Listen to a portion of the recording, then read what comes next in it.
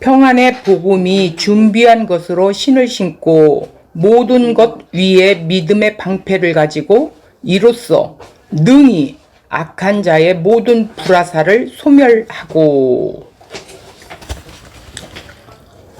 사실은 이 말씀을 지금 바울을 통해서 이렇게 무장하라고 지금 계속해서 우리가 가정에서, 사회에서, 또한 마귀의 계계에서 싸워서 이겨야 된다라는 것은 구원받은 자한테 말하는 것이잖아요. 구원받지 못한 자들한테는 이 말하고는 아무 상관이 없어요. 근데 우리가 믿는다고 하면서도 우리가 분별하지 못하고 때로는 이렇게 마귀의 간계에 넘어질 때가 있다라는 거예요. 그래서 다시 한번 새겨라. 무엇으로? 하나님의 진리로.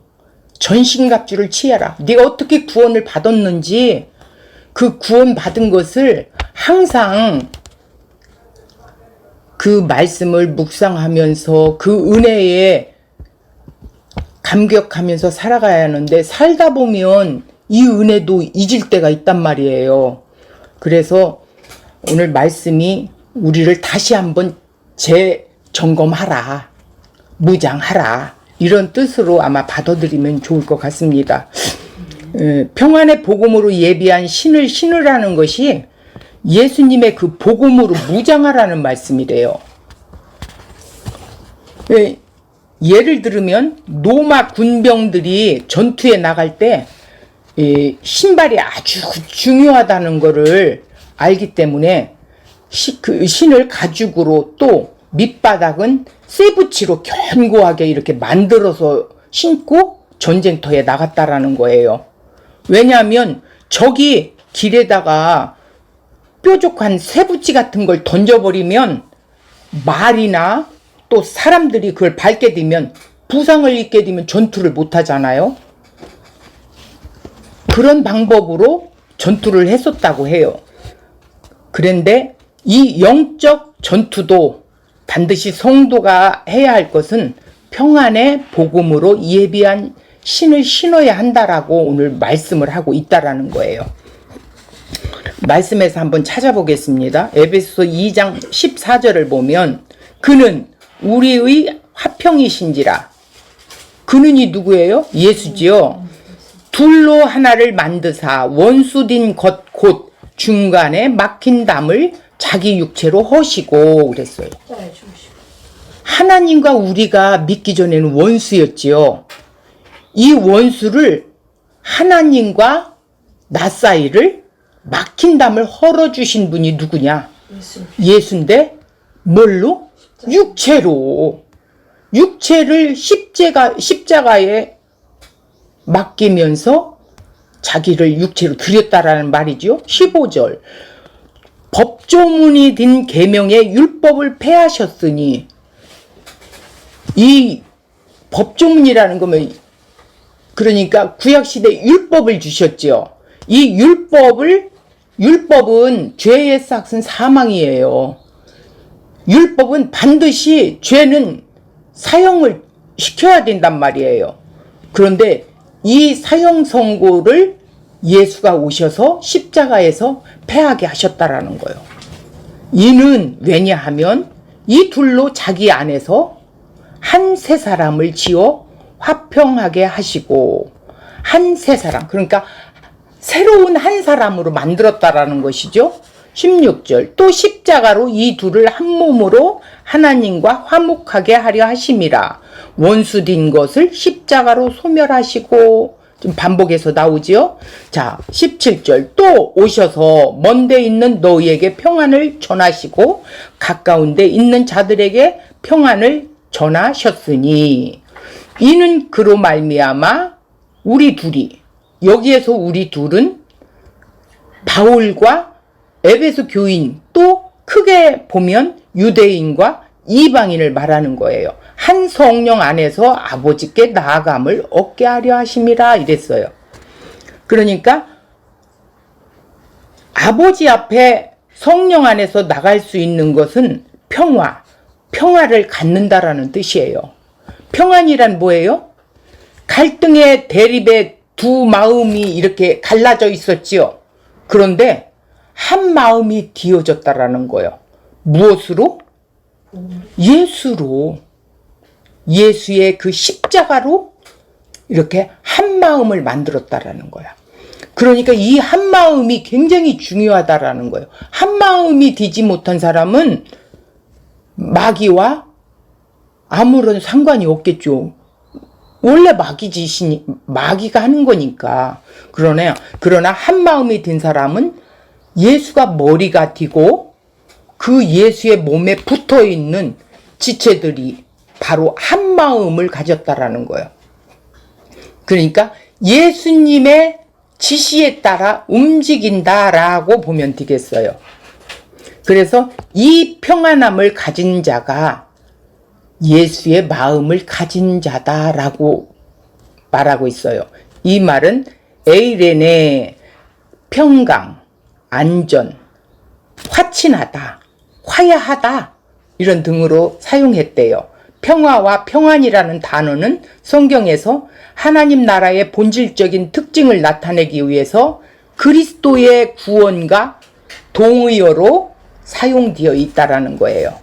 그래서 14절에 그는 우리의 화평이라고 하십니다. 그는 누구예요? 그는 예수를 말하는 거죠. 예수 그리스도. 예수 그리스도가 어떻게 우리를 화평이 되게 하셨는가?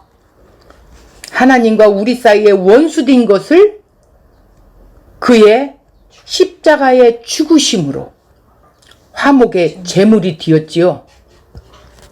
그래서 또 유대인과 이방인의 원수된 것도 그의 육체로 헐어버렸어요. 법조문으로 된 계명도 폐하셨어요. 뭘로? 십자가로.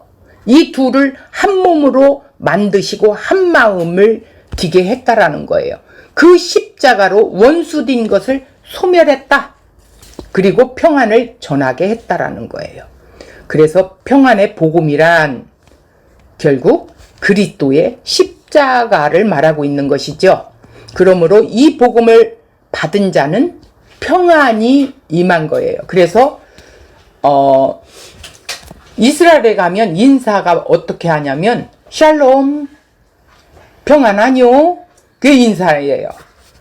자, 요한복음 14장 25절. 내가 아직 너희와 함께 있어서 이 말을 너희에게 하였거니와 26절. 보혜사 곧 아버지께서 내 이름으로 보내실 성령 그가 너희에게 모든 것을 가르치고 내가 너희에게 말한 모든 것을 생각나게 하리라. 여기까지 말씀이 어떤 말씀이냐면 예수님이 지금 아직 십자가를 지시기 전이에요. 그런데 제자들에게 이렇게 미리 말씀을 하고 있는 거예요. 보혜사 성령이 너희에게 올 거야. 그러면 그때는 내가 지금 너희에게 말했던 모든 것들이 생각나게 할 거야. 그리고 가르쳐 줄 거야. 그 성령이 다 가르쳐 준다라는 거예요. 생각나게 한다라는 거예요. 27절. 평안을 너에게 끼치노니. 그래서 성령이 임하면 평안함이 온다라는 거야. 곧 나의 평안, 예수님의 평안을 너희에게 주노라. 내가 너희에게 주는 것은 세상이 주는 것 같지 않대요. 너희는 마음에 근심하지도 말고 두려워하지도 말라. 이 말은 뭐냐면 예수님이 오셨을 때 예수 믿으면 잘 살고 부자 되고 모든 일이 잘 형통하게 되고 관계도 좋아야 되고 하는데 그렇지 못하잖아요. 예수님의 제자들도 마찬가지라는 거예요. 너희가 성령이 와서 너희 안에 평강이 임하면 이제 너희들을 죽이기도 할 거고 감옥에 가두기도 할 거고 때로는 매를 맞게도 할 거고 고통을 겪고 이런 환난이 올 건데 두려워하지 말라는 거예요. 그래서 내가 너희에게 평안을 먼저 보낸다라는 거예요. 성령이 그들을 지배하기 때문에 그들 마음을 성령이 그냥 통째로 이끌어 가신다라는 거예요. 그러기 때문에 두려워하지 말라는 거예요. 그래서 예수님께서 처소를 마련하기 위하여 떠나신다고 이렇게 하시는 거예요. 제자들이 얼마나 두렵고 근심이 되겠어요. 이때 예수님께서 하신 말씀이 내가 가야만이 보혜사 성령을 너에게 보낼 거야 이러는 거예요. 보혜사가 오면 예수님의 말씀을 3년 동안 그 예수님과 공생애 동안 행하셨던 또 말씀하셨던 모든 것들 생각나게도 하시고 가르치게도 하시고 또 그들 마음에 평안함을 줘서 담대함을 갖게 한다라는 거예요. 그래서 예수님의 평안을 주시는데 이 평안은 세상은 줄 수도 없고 알 수도 없고 그렇다는 거예요. 그런 평안을 너에게 주겠다라는 거예요. 이 평안이 어떤 평안이냐? 예수님께서 이 세상에 계시면서 누린 평안은 바로 성령으로 인한 평안이에요. 성령이 주도하지 않고는요 못 살아요. 이 세상은 절대 살 수가 없어요.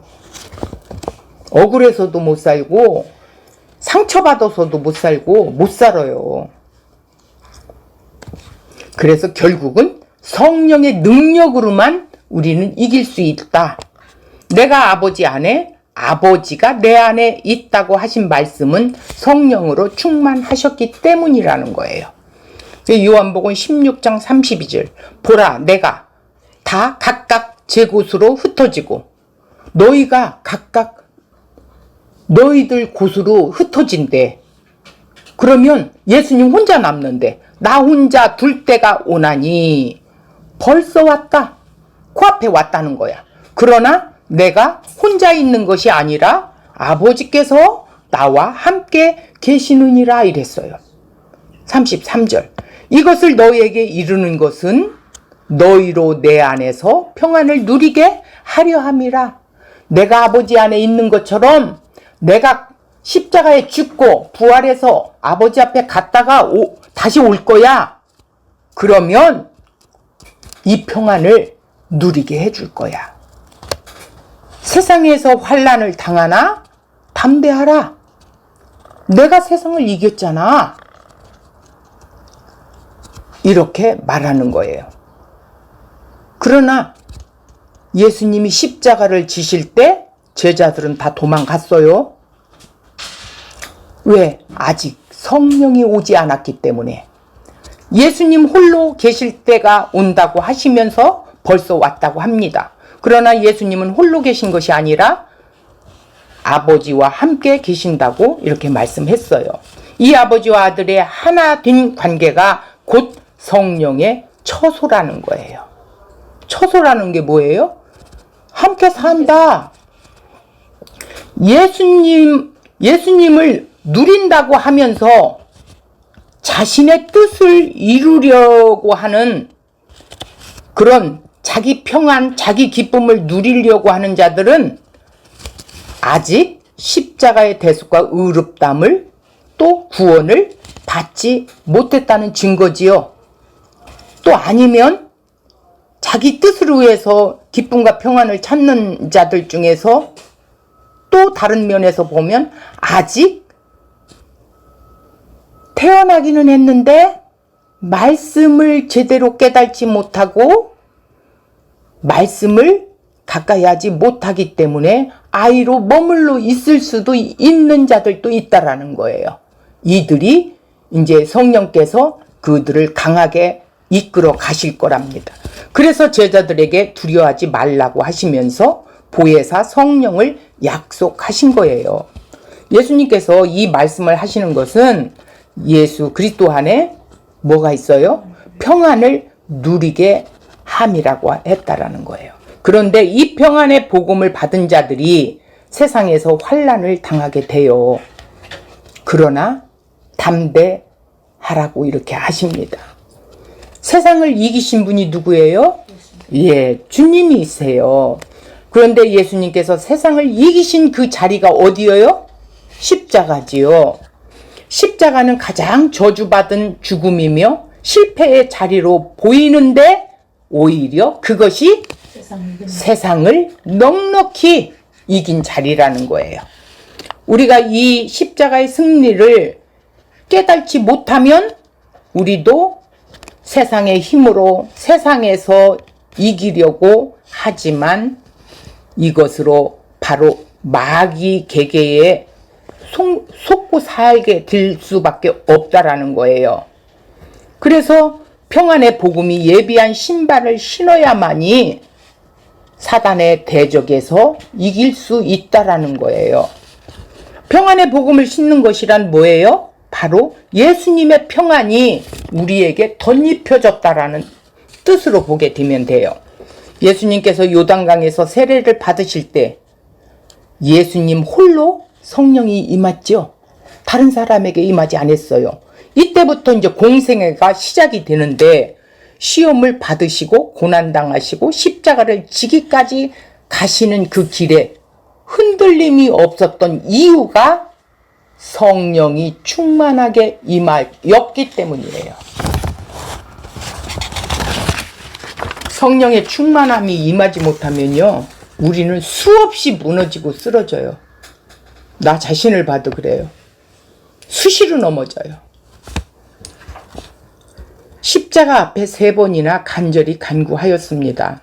예수님이 십자가를 지실 때 아버지와 아들이 하나 됨에서 떨어지는 그 고통이 있잖아요. 아버지에 함께 붙어 있었던 그곳에서 이제는 홀로 이 일을 다 감당을 하셔야 되는 거예요. 그렇기 때문에 예수님만이 이것을 아시기에 이 방법 외에는 다른 길이 없는지 간구하셨지만 아버지는 응답하지 않았어요. 왜? 약속을 성취하시기 위해서. 십자가 그 길뿐이라는 것을 예수님은 아셨지요. 십자가 앞에서 제자들이 도망갔지만 아버지와 함께 하신다고 하신 것이 성령이 함께 하신 것이라는 거예요. 그 십자가에서 다 이루심을 통하여 자기의 영이 뭐예요? 그리스도 영, 성령이 자기 백성들에게 부어 주었다라는 것이죠. 자, 사도행전 20장 23절 오직 성령이 각 성에서 내게 증언하여 결박과 환난이 나를 기다린다 하시나 내가 달려갈 길과 주 예수께 받은 사명 곧 하나님의 은혜의 복음을 증언하는 일을 마치려 하면은 나의 생명조차 조금도 귀한 것으로 여기지 아니하노라 그랬어요. 자, 이 말은 무슨 말이냐면 지금 사도 바울 자신을 말하고 있는 거예요. 사도 바울이 이제 복음을 증거하다가 어떻게 돼요? 생명의 위협들을 수없이 겪었죠. 그런데 그 담대함이 어디서 나왔느냐? 성령의 충만함 속에 있었다라는 거예요. 결론은 복음에 예비한 신발을 신는다라는 것은 성령의 충만함이 우리에게 늘 있는지 재확인하라 이 뜻이라고 보면 되겠어요. 그래서 바울 사도가 예루살렘으로 가면서 에베소 교회의 장로들을 불러낸 일이 있었지. 우리 사도행전 공부했을 때 만나서 말한 내용들이에요. 성령께서 알려주시기를 각 성에서 결박과 환난이 기다린다고 했어요. 그런데 그 환난과 결박이 기다리는 곳으로 가게 되죠. 그 길을 가는 것은 주 예수께 받은 사명이 있었대요. 그 사명은 성령이 강하게 움직이시는 거예요.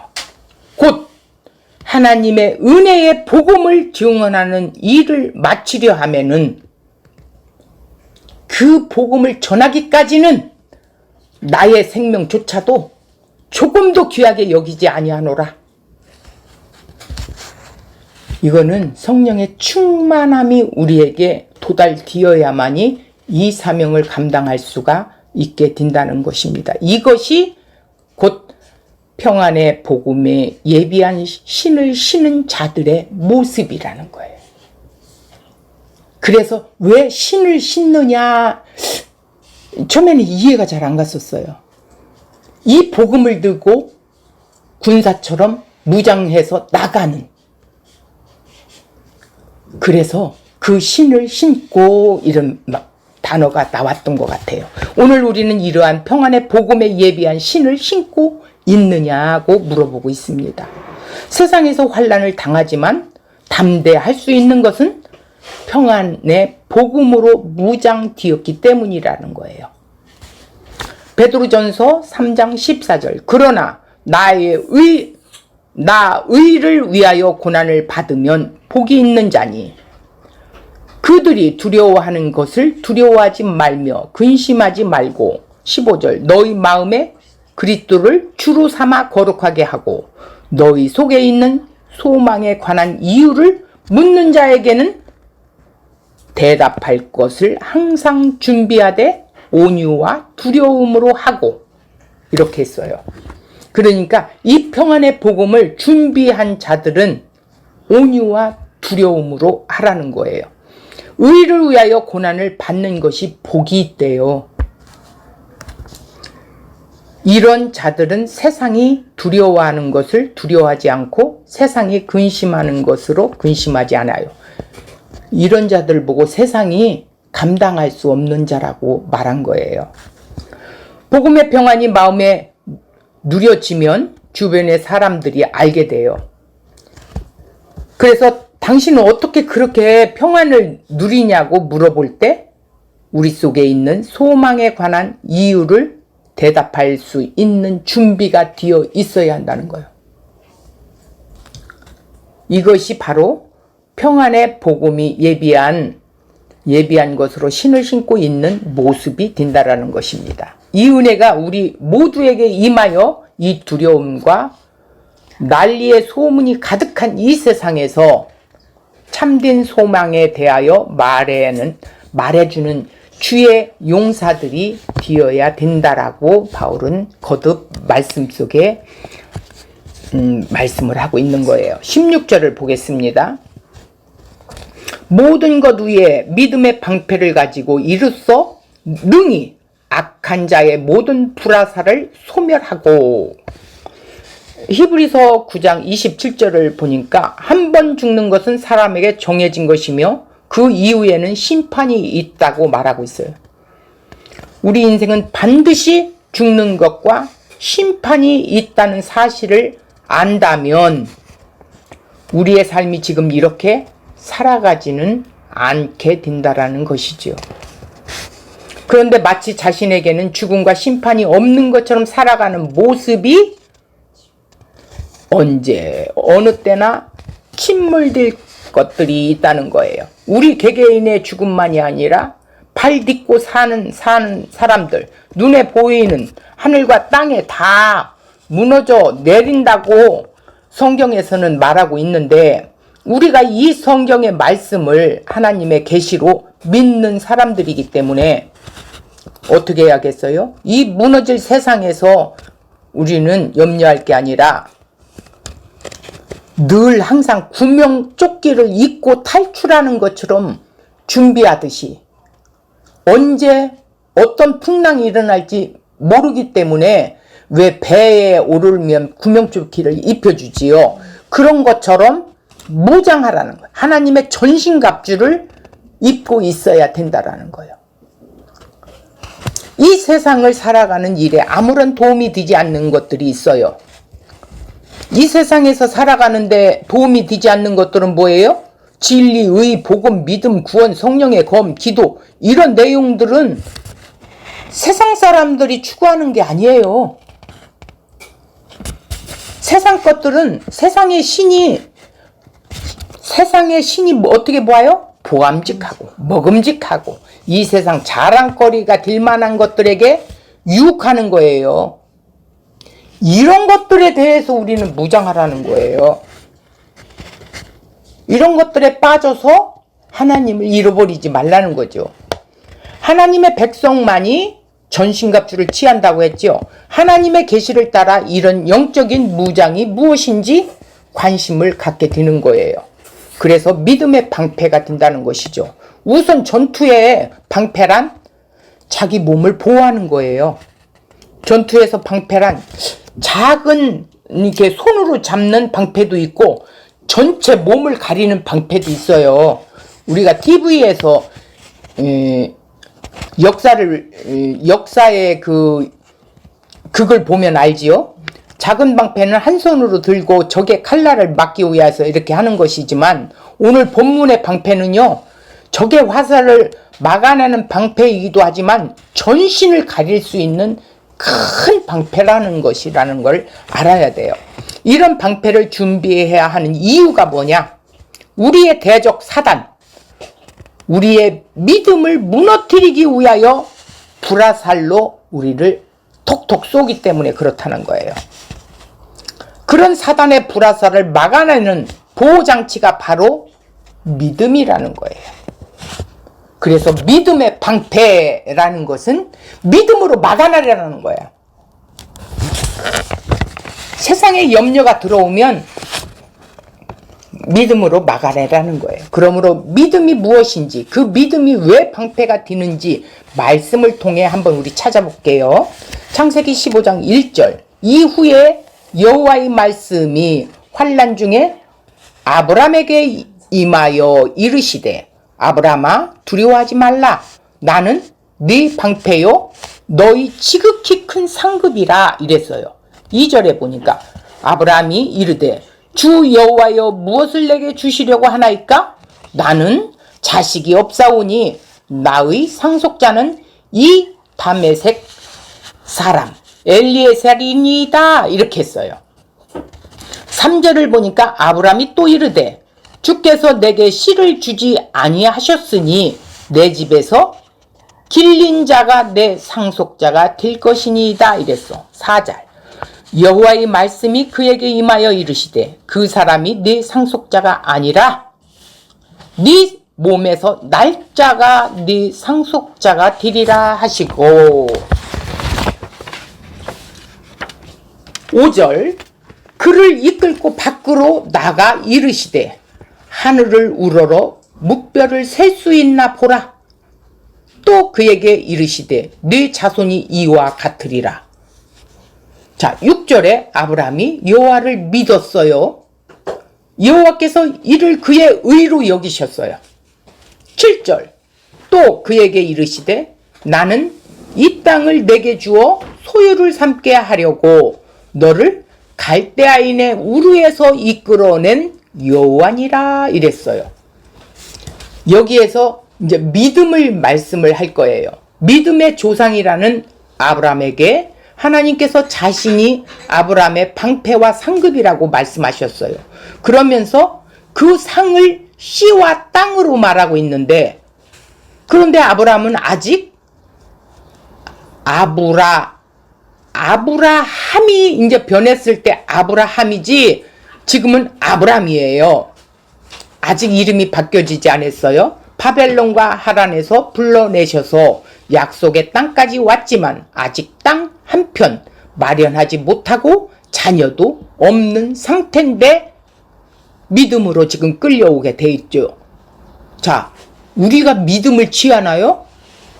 여기서 우리가 분명히 잡아야 할 것은 믿음이 앞에 있다라는 사실을 잘 보고 계세요. 하나님은 이런 아브라함에게 여러 가지 하나님의 주디심을 보여주고 있는데 바로 왕에게 아내를 동생이라고 팔아 넘겼다가 하나님의 보호를 입는 일과 또 소돔과 고모라의 전투에서 조카 롯을 구하여 냈었지요.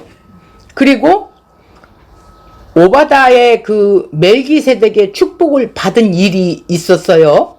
하나님은 자기 약속을 이루시는 분이심을 그것을 보고 믿게 되었던 거예요.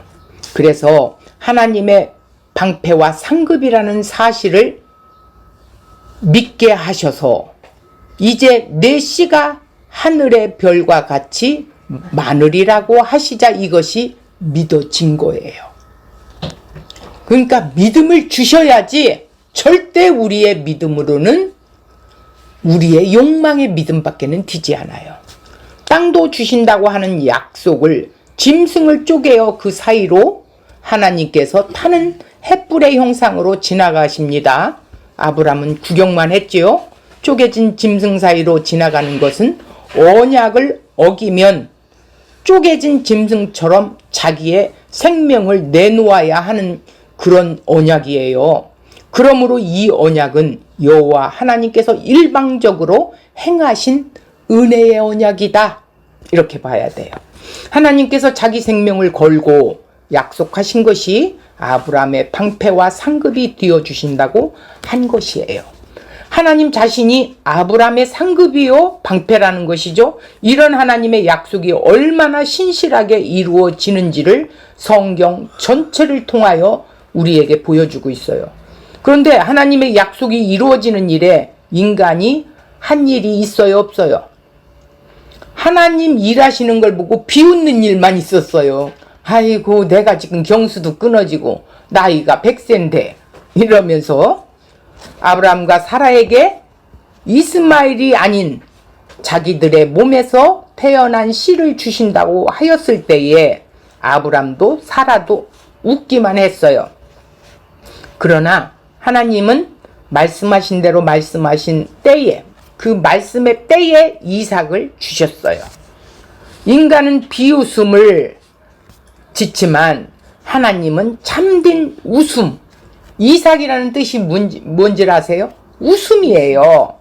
그래서 이삭이라는 이름을 주셨어요. 이것이 언약에 실현된 거죠. 하나님께서 자기 언약을 이루어내신 모습이에요.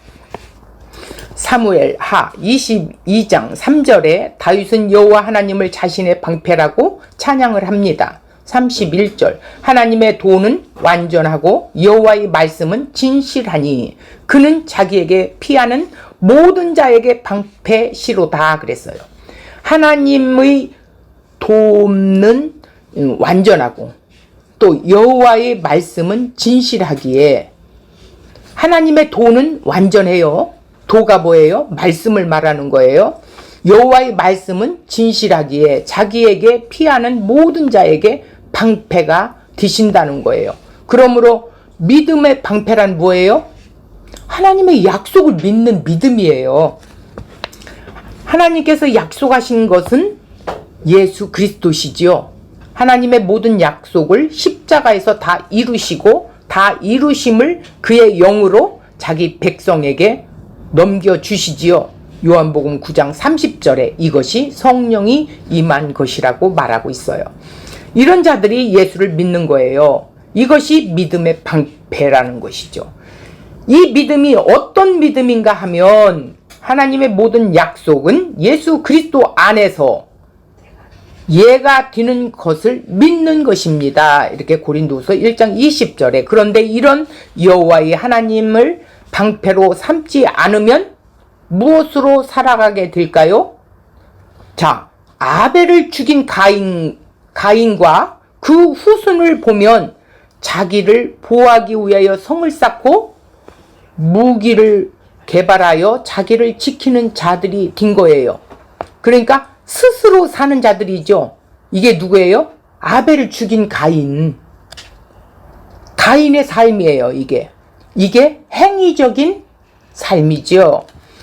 에서가 축복하여 달라고 할 때 아버지 이삭은 에서에게 말하기를 너는 칼을 믿고 살게 될 거다. 그래서 하나님을 믿고 사는 게 아니라 칼을 믿고 살 거다. 그래서 자기 칼을 믿고 사는 자들이 하나님의 미움을 받는 자들이죠. 하나님과 상관이 없는 자들이라는 거예요.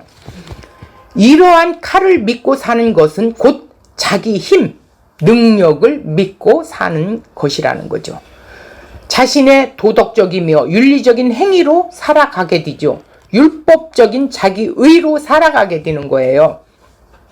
이런 자들은 아무리 자신의 성벽을 높이 무장하고 쌓아도 결코 사단의 불화살을 막아낼 수가 없어요. 그러므로 사단의 불화살을 막아내는 것은 어떤 인간의 행위나 노력이 아니라 오직 믿음의 방패. 이런 믿음의 방패란 예수 그리스도께서 하나님의 모든 약속을 다 이루시고 이루신 그 의를 자기 백성에게 넘겨주셨죠.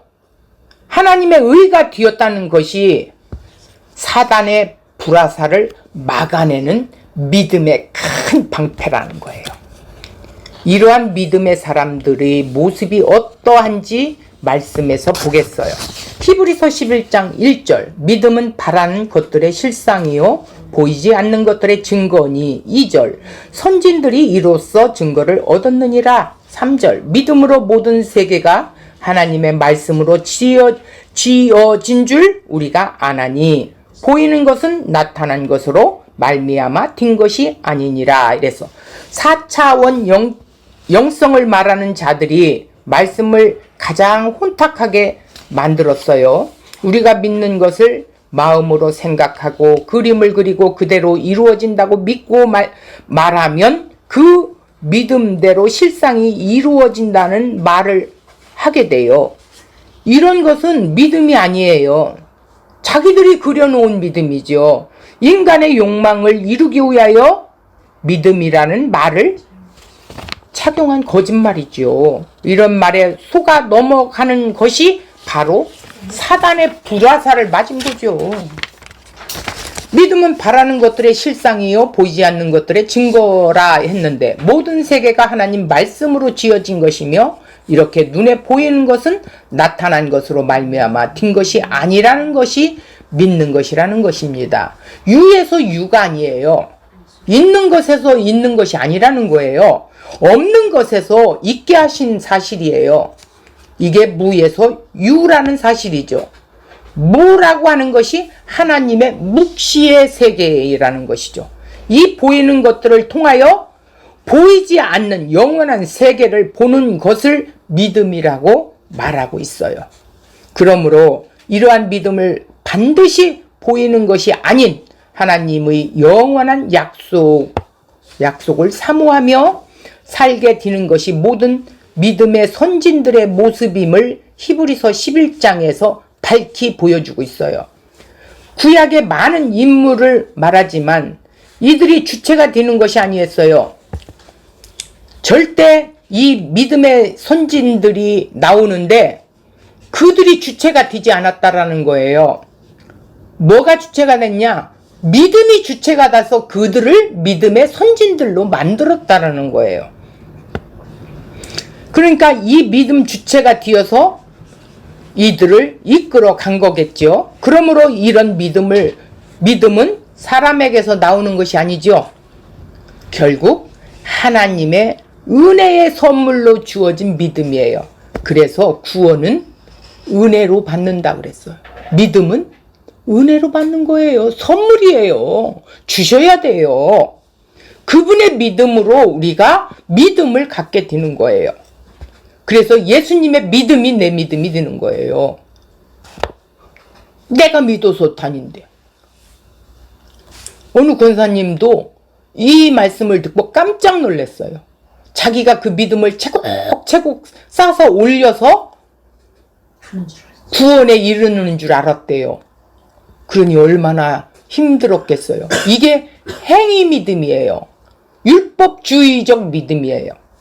히브리서 11장 4절 믿음으로 아벨이 가인보다 더 나은 제사를 드렸다라는 건 뭐예요? 아벨의 행위가 아니라 하나님의 믿음이 아벨에게 주어진 것이죠. 그러니까 아벨이 주체가 된 게 아니에요. 이걸 잘 보시면 우리가 알죠?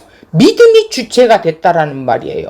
믿음으로 이런 문장 제일 앞에 온다라는 거예요. 믿음으로 믿음에 이렇게 말씀을 하잖아요. 그러므로 그 사람이 믿음이 좋았다는 말이 아니라 믿음이 그 사람을 그렇게 만들었다 이렇게 보면 되겠죠. 그래서 믿음이 선물로 주어진 최초의 사람은 그런 믿음이 선물로 주어지지 아니한 가인에 의하여 죽임을 당했어요. 아벨을 죽인 가인이 어떻게 했어요? 성벽을 쌓게 돼요. 칼을 만들고 자기를 지키기 위한 조상이 됐어요. 그러나 믿음의 방패를 가진 아벨은 왜 믿음을 가졌는데 일찍 죽어? 왜 살해당해? 그러나 그 믿음에 의하여 들어진 제물로 인하여 지금도 말하고 있잖아요. 6절 믿음이 없이는 하나님을 기쁘시게 하지 못하나니 하나님께 나아가는 자는 반드시 그가 계신 것과 또한 그가 자기를 찾는 자들에게 상 주시는 이심을 믿어야 할지니라. 상이 뭐예요? 상급이 뭐냐는 거예요. 구원 따로 상급 따로라고 그건 거짓말이에요. 그건 희석된 복음이에요. 우리의 상급은 예수님이에요. 믿음이 없이는 하나님을 기쁘시게 못합니다. 히브리서 11장에 나타난 믿음의 사람들이 하나님을 기쁘시게 하였는데 그 결과 무슨 상을 받았어요? 아벨은 형에게 죽임을 당하였고 에녹은 그 당시 사람의 평균 나이의 3분의 1만 살았어요. 이어지는 노아는 방주를 예비하느라 사람들에게 미치광이 취급당했어요. 그 이유는 다른 사람들을 먹이고 마시며 사고 팔고 시집가고 장가갈 때 그런 바쁜 세상에서 아니 비도 안 오는데 이 해맑은 하늘을 바라보면서 방주를 만들고 있는 노아를 보고 미치광이 취급하기에 그 방주에는 노아와 가족 외에는 아무도 들어가지 못했어요. 믿음의 사람이 앞에서 말씀드린 아브라함입니다. 하나님께서 아브라함에게 방패와 상급이 되어주신다고 하셨는데 실상 아브라함이 이 세상에서 받은 것이 무엇인지 볼까요? 베드로전서 5장 7절 너희 염려를 다 주께 맡기라 이는 그가 너희를 돌보심이라. 8절 근심하라 깨어라 너희 대적마귀가 우는 사자와 같이 두루다니며 삼킬 자를 찾나니. 9절 너희는 믿음을 굳건하게 하여 그를 대적하라 이는 세상에 있는 너희 형제들도 동일한 고난을 당하는 줄 알미라. 너희 형제들도 고난을 당했대. 10절 모든 은혜의 하나님 곧 그리스도 안에서 너희를 부르사 부른 자가 있어요. 자기의 영원한 영광에 들어가게 하신 이가 잠깐 고난당한 너희를 친히 온전하게 하여 굳건하게 하시며 강하게 하시며 털을 견고하게 하시리라 이랬어요. 우리가 믿음으로 살지 못하는 가장 중요한 이유가 염려, 걱정, 근심이죠. 그래서 세상의 염려와 재물의 유혹으로 인하여 열매를 맺지 못하는 것들이 있어요. 마태복음 13장 22절에 이런 말을 말씀하시 염려를 다 주께 맡기라고 하죠. 그가 돌보신다고. 그런데 우리는 이 믿음이 없어요. 그래서 내가 세상을 염려하고 내일을 염려하기에 재물을 쌓아두려고 한다고 생각들을 합니다. 대적마귀가 우는 사자와 같이 두루 다니며 삼킬 자를 찾지요. 어떤 자를 삼키겠어요? 염려하고 두려워하는 자들이에요. 이러한 염려와 두려움이라는 것이 불화살을 사단이 날리고 있는 거예요. 팡팡 날리는 거예요. 너 그렇게 해서 어떻게 살래? 노 대비를 그 정도로 해서 아이고 살 수 없어. 예수 믿는다고 해도 다들 예수보다는 재물을 준비하며 살던데 뭘. 너는 그렇게 살아서 어떻게 하겠니? 이런 불화살이 하루에서도 수도 없이 우리의 마음속에 콕콕콕 찔러요. 믿음을 굳건하게 하여 그를 대적하라는 거예요. 믿음을 굳건하게 하라는 말은 믿음의 방패를 제대로 취하라는 거예요. 믿음으로 산 사람들이 어떻게 살았는지 말씀을 통하여 똑똑히 말씀을 통해 보라는 거예요. 세상에 있는 너희 형제들 곧 믿음으로 사는 모든 자들이 동일한 고난을 받았다는 말씀입니다. 그러나 그 모든 고난에도 불구하고 모든 은혜의 하나님 곧 그리스도 안에서 우리를 부르셨습니다. 자기의 영원한 영광에 들어가게 하시니가 잠깐 고난을 당한 너희를 친히 온전하게 하시며 굳건하게 강하게 하시며 털을 견고하게 하신다고 하십니다. 결론은 뭐냐? 우리가 평안의 복음에 준비한 것으로 신을 신어야 된다라는 거예요. 이것은 성령의 충만함을 늘